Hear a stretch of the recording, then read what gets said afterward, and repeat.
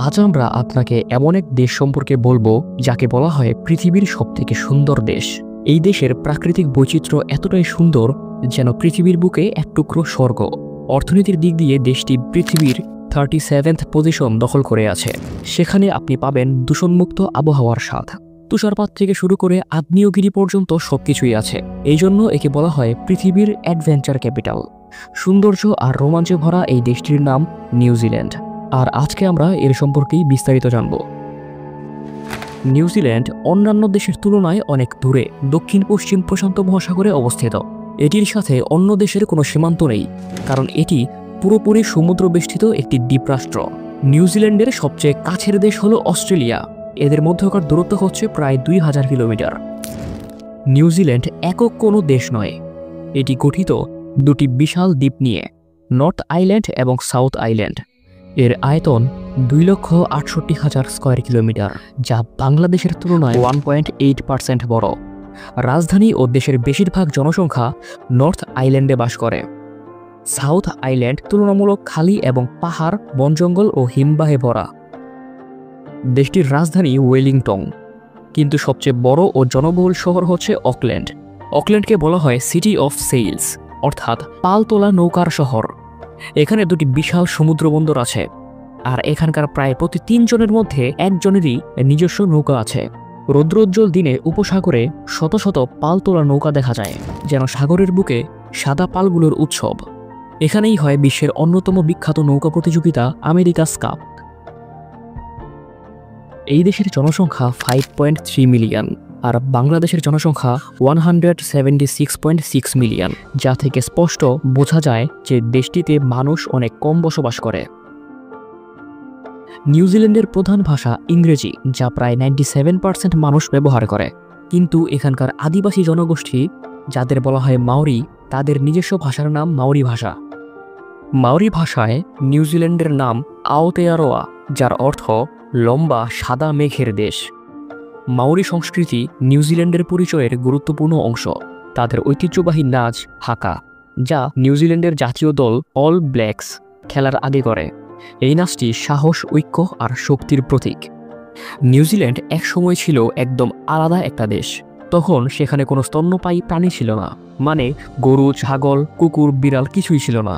সেই সময় নিউজিল্যান্ডে শুধু পাখি আর সরীসৃপ প্রাণীরা বাস করত। এখানকার পাখিগুলো অনেকেই উঠতে পারত না, যেমন কিউই, যা নিউজিল্যান্ডের জাতীয় পাখি। এটা উঠতে পারে না, মাটিতে হাঁটে আর মাটির নিচ থেকে পোকা খোঁজে খায়। এরপরও হচ্ছে কাকাপো, এক ধরনের বড় টিয়া পাখি, এটাও উঠতে পারে না। আর আছে টুয়াটারা, যা দেখতে টিকটিকির মতো, কিন্তু আসলে অনেক পুরনো প্রজাতির সরীসৃপ প্রাণী। প্রায় ডাইনোসরের যুগের সময় থেকে টিকে আছে এই প্রাণী। মানুষ অনেক পরে এই দ্বীপে আসে, এবং যখন তারা আসতে শুরু করে তখন তাদের সাথে গরু, ছাগল, ইঁদুর আর ভেড়া নিয়ে আসে। তারপর থেকে নিউজিল্যান্ডের প্রাণী জগতে একটি বড় পরিবর্তন হয়। আজ নিউজিল্যান্ডে মানুষের চেয়ে ভেড়ার সংখ্যা বেশি। বলা হয় প্রতি একজন মানুষের জন্য প্রায় 5টা ভেড়া আছে।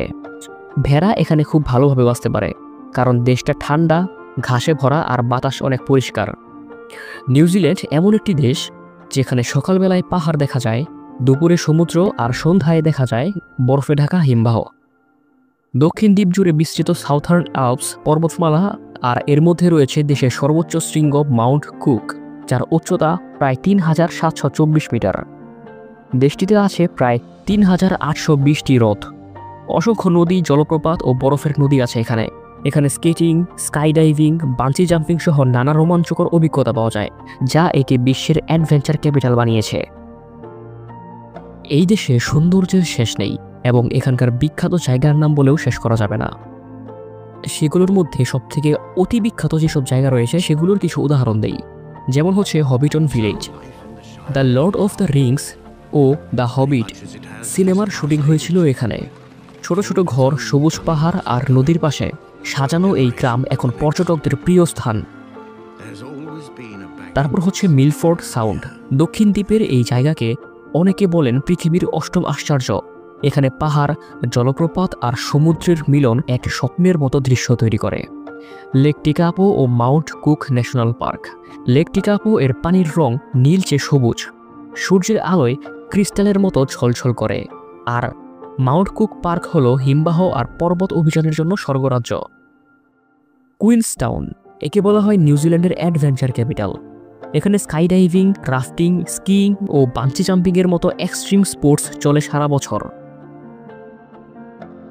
নিউজিল্যান্ড দক্ষিণ গোলার্ধে অবস্থিত, তাই বাংলাদেশের বিপরীত, অর্থাৎ যখন বাংলাদেশে গ্রীষ্মকাল তখন নিউজিল্যান্ডে শীতকাল।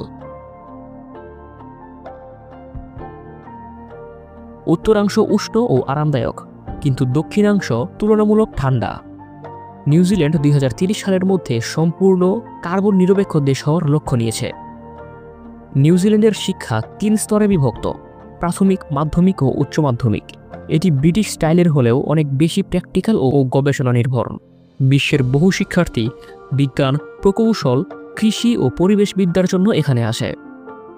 এখানকার কিছু প্রধান বিশ্ববিদ্যালয় হচ্ছে university of Auckland, university of Otago, Victoria university of Wellington ইত্যাদি। নিউজিল্যান্ডের জীবনযাত্রা শান্ত, নিরাপদ ও সুসংগঠিত। মানুষজন বন্ধুসুলভ, স্বাস্থ্যসেবা উন্নত এবং এটি পৃথিবীর সবথেকে নিরাপদ দেশগুলোর মধ্যে একটি। শহরগুলো খুব পরিকল্পিত ও পরিষ্কার এবং প্রাকৃতিক পরিবেশ সংরক্ষণে সবাই সচেতন। নিউজিল্যান্ড প্রকৃতি, রোমাঞ্চ আর শান্তির এক জাদুকরী মিশ্রণ, যেখানে সকালে পাহাড়ে সূর্যের আলো, দুপুরে নীল হ্রদ আর সন্ধ্যায় বরফে ঢাকা হিমবাহ সব একসাথে দেখা যায়। এখানকার মানুষ যেমন সরল, তেমনি প্রকৃতিও স্নিগ্ধ ও প্রাণবন্ত। একদিকে বিশ্বের অন্যতম উন্নত অর্থনীতি, অন্যদিকে স্বর্গের মতো প্রাকৃতিক সৌন্দর্য। এই দুয়ের মিলনেই নিউজিল্যান্ড হয়ে উঠেছে পৃথিবীর সবচেয়ে ব্যালেন্সড দেশ। তাই কেউ বলে অ্যাডভেঞ্চার ক্যাপিটাল, কেউ বলে land of long white cloud, কিন্তু আমাদের চোখে এটা যেন বাস্তবের ভেতর লুকানো এক পরীর দেশ। একটা কথা মনে রাখবেন, পৃথিবীতে অনেক দেশ আছে, কিন্তু নিউজিল্যান্ড এমন এক জায়গা যেখানে গেলে মনে হয় প্রকৃতি নিজেই আপনাকে আলিঙ্গন করছে। তো আজকের মতো এই পর্যন্তই। আর ভিডিওটি ভালো লাগলে চ্যানেলটিকে সাবস্ক্রাইব করতেও ভুলবেন না।